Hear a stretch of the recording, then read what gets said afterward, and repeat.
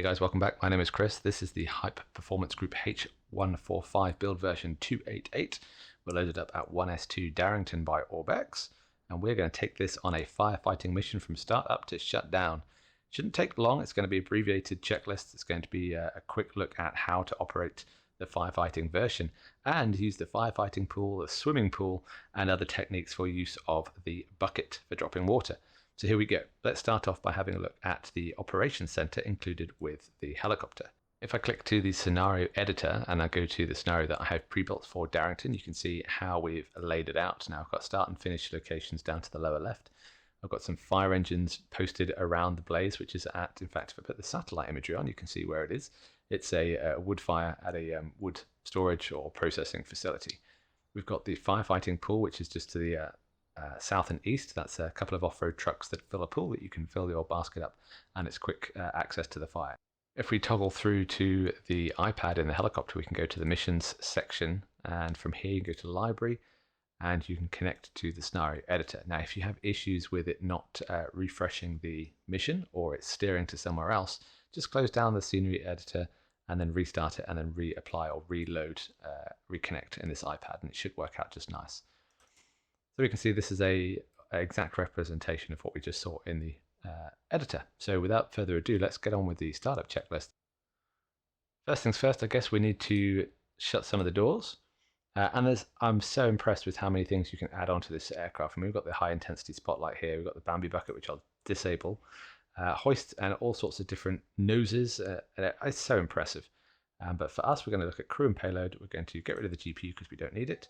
And I could click on the door handle here, and that shuts the door, or just use this iPad function to shut the doors. And I guess I should also remove the safety tags. There we go, safety patches, all gone. And you can see the fire has started, so we better get the show on the road. First things first, we need to switch on some power, so that's the battery power there. From that point, we can also switch on our position lights, and we can switch on our prime pumps left and right. We could do the fire test if we wish to, but I'm not going to. It'll start a power up test. It'll then go power up test OK. We can set the baro altimeter. I'm just going to press the B key for now. Anti-collision lights can now go on. Power up test is OK, and now I'll start the engines. Now I'm going to do both at the same time. I'm not sure if that's proper procedure, but it saves a lot of time.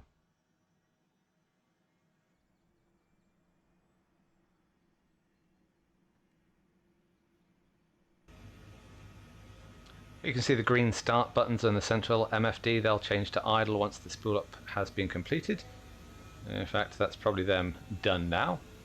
We can go ahead and switch the standby battery on, the AVO master on. We can put the LAVS to pill. We can set the pitot statics left and right, or co-pilot and pilot. And we can switch on the transfer pumps and switch off the prime pumps. And at this stage, I'm also going to do the landing and strobe light just because we're here. I'll arm the emergency exit signs. At least I think that's what that switch does. You can switch the air conditioning on if you wish, and you can hear background noises associated with those. And now at this stage, I'm having a look and seeing what our caution warning panel says. Now it says backup SAS needs switching on, so that's this panel here with the AP trim. Backup AP1, AP2. Now it says bus tie open, so let's check that if I can get to it with my head tracking. There we go, just about. We'll press it all the way down to reset. And same deal for this one. Probably do the same with the generators just to make sure they're working properly too. So that is complete. Startup test OK, air conditioning is on, landing lights on, engines is to idle, so we can now spool those up to full power and shut the guards.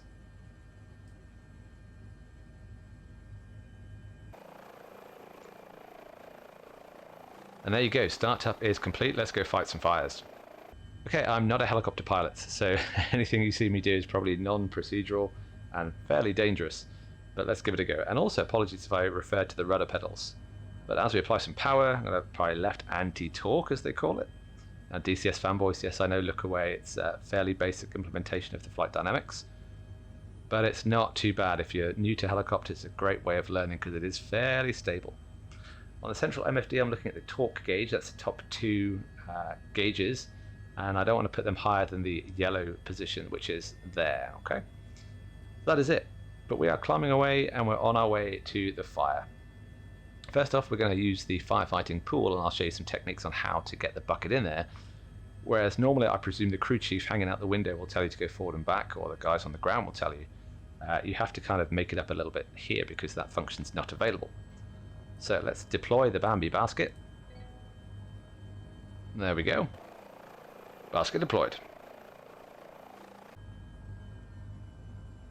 Right, I'm a little fast, so let's slow it down. The pool is down to the left-hand side. I want to make my approach about 20 miles an hour, I guess.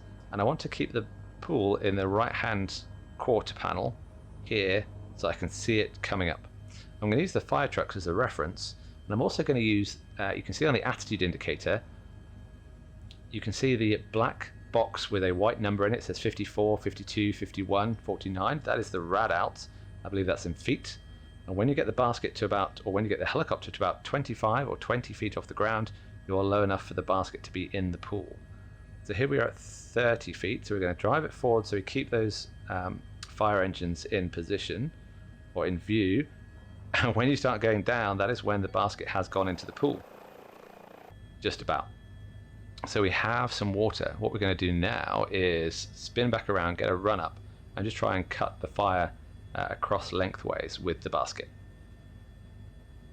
Slightly unrealistic is the fact that as soon as the basket takes on water, the aircraft will descend quickly because the weight is added, whereas it makes sense that whilst the basket is in the water, the weight wouldn't be added until you lift it clear of the water. So I guess it's a workaround based on the sim itself, but not too bad if you remember that you need to start applying power as soon as you pick up water. So here we go. Let's try and douse this water. We're going to release it with a weapon release button, and here we go. Swing and a miss that. Swing and a miss. So next we're going to go into the lake, which I know is off to the north. There it is. We're going to fill up the basket there, and it's so much easier to do.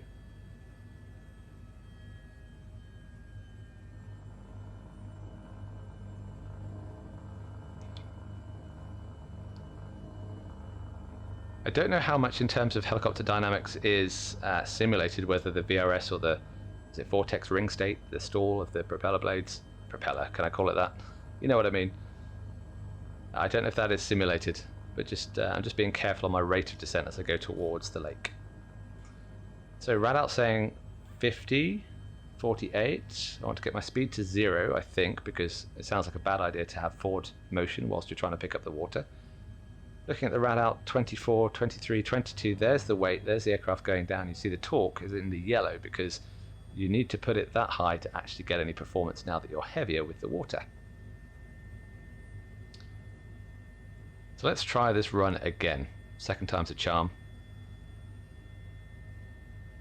I believe this wood facility is all part of the Orbx scenery, as well as the updated town, which is to the south, which we'll see in just a moment when I go to the swimming pool for the next fill-up. Okay, better lineup this time. I was drifting and I missed it, so here we go.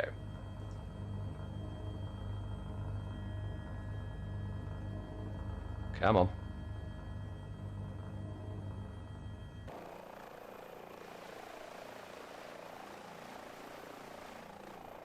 Oh, I'd say that was a direct hit.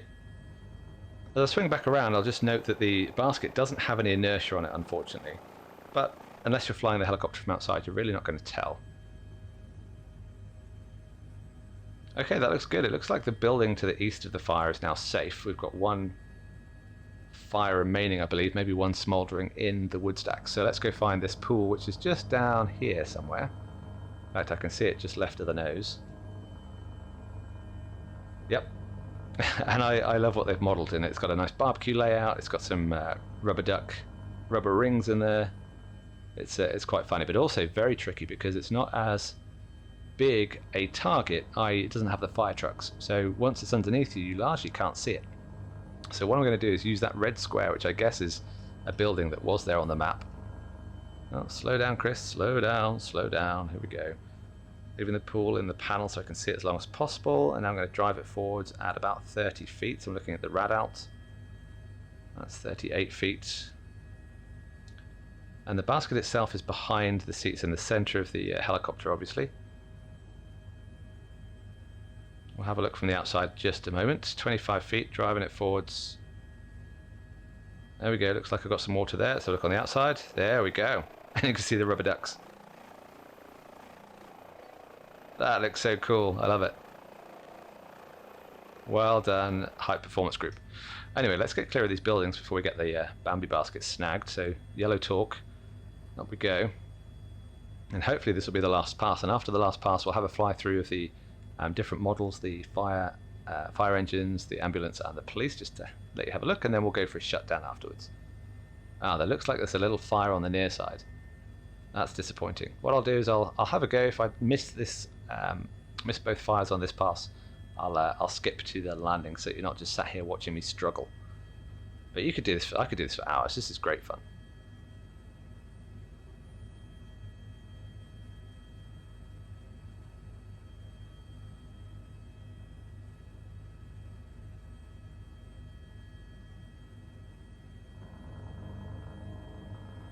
Okay, here we go.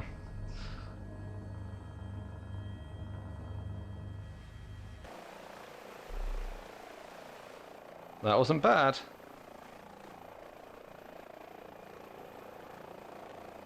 It looks like the near fire. It looks like both fires are out.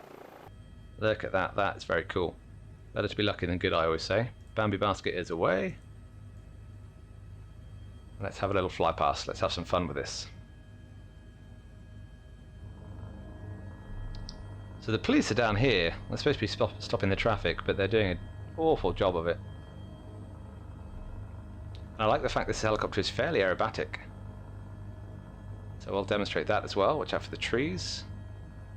Oh, that truck is having some fun with them. Bit of a pedal turn. Here we go. That was fun.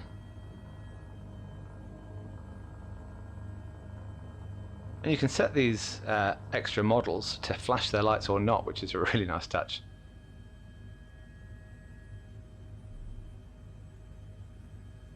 Here are the fire engines.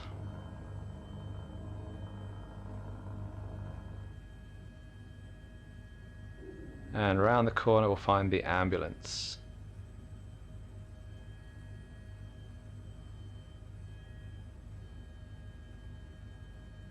And an injured person.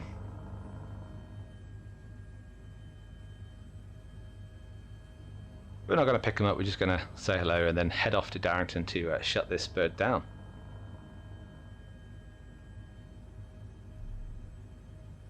Is he animated? He's actually animated on the ground, so the injured person can move. He's obviously alive, so we'll leave him to it. So I hope you've enjoyed this intro to firefighting on the H145. I think it's an amazing add-on for the sim. There's so much detail going into it and the extra bits and pieces. I mean, one, the extra equipment you can add to the helicopter, but also now with the action pack, all the stuff you can add on the ground is just so much fun. They've done a really good job of it. Still some improvements to do. It'd be great if they find or get the dynamics for the basket. It doesn't appear there's any inertia on it swinging. But they've certainly got the weight added, so a bit of a work in progress, but really, really, really good fun.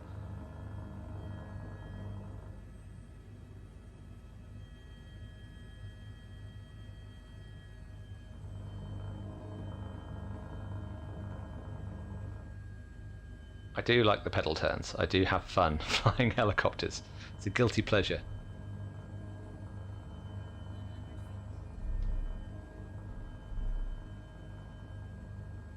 I'm not very good landing on the spot though. Come on. Come on. Right, so next will be the shutdown. It's largely just doing the opposite of the startup. Oh, see, look, I sit here and I start drifting.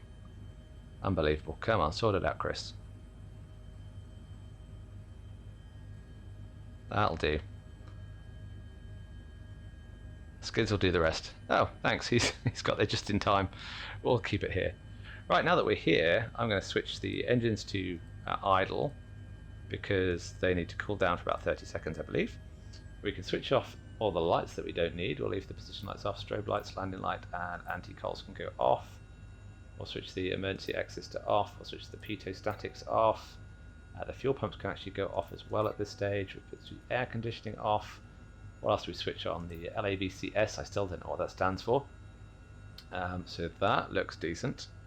We'll say the engines have had time to cool down. We don't need to switch off anything down here by the looks of it, so let's just go for the shutdown. Oh, now I've started it up again. The shutdown, here we go.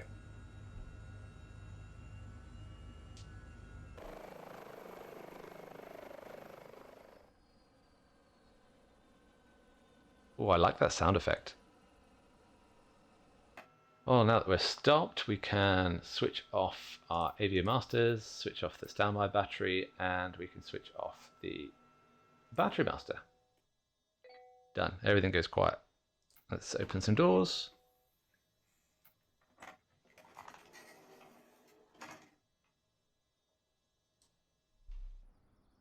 And we're complete, so I hope you enjoyed that. If you're still here, please like and subscribe, help support the channel. But that was a lot of fun, and I can thoroughly recommend the product. Hype Performance Group have done a fantastic job with this helicopter, and I'm hoping when Microsoft bring out the update in November to update the helicopter dynamics that this aircraft is even further improved and becomes the go-to helicopter.